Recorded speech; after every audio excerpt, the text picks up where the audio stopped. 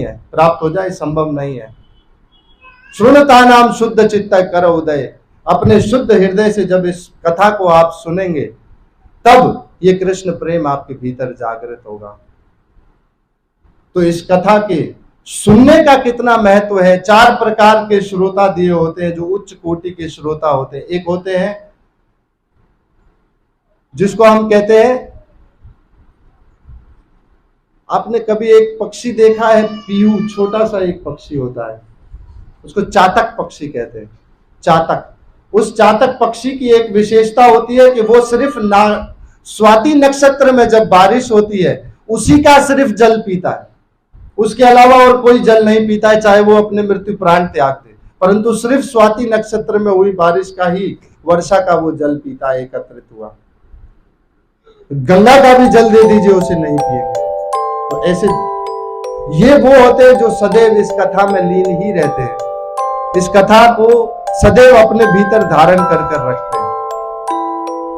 और जब ये कथा होती है सिर्फ तभी अपने जो, जिसको हम कह सकते हैं अपने मस्तिष्क को या अपने मन को किसी और वस्तु में जो निकाल कर उस कथा में डालने का प्रयास करते हैं। यानी सिर्फ कथा में ही, कथा होगी तो हम सुनेंगे, नहीं तो और बेकार की संसार की भौतिक किसी वस्तु का, किसी विषय के ऊपर हमें कोई और चर्चा नहीं सुननी है। एक होते हैं हंस श्रोता।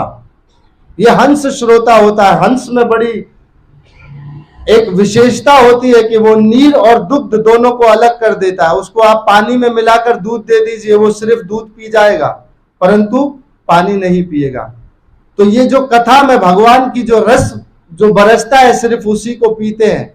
बाकी जो कथा में बेकार की बातें जो कही जाती हैं वो सब छोड़ देते हैं। वैसे कथा में कोई बेकार की बात होती नहीं है, परंतु फिर भी जो बातें भगवान के रस से संबंधित ना हो उसे छोड़ देते हैं। फिर एक मीन श्रोता होते हैं। मीन मछली के जैसे इस कथा की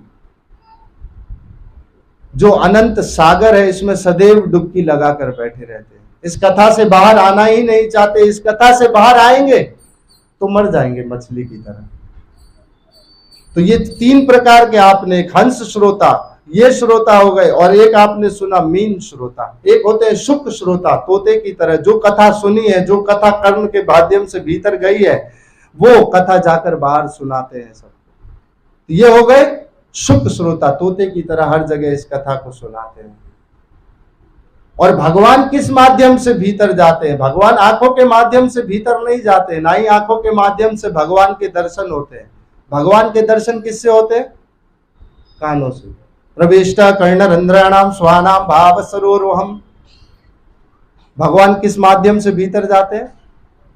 कानों के माध्यम से। तो आप सब तो नीच श्रोता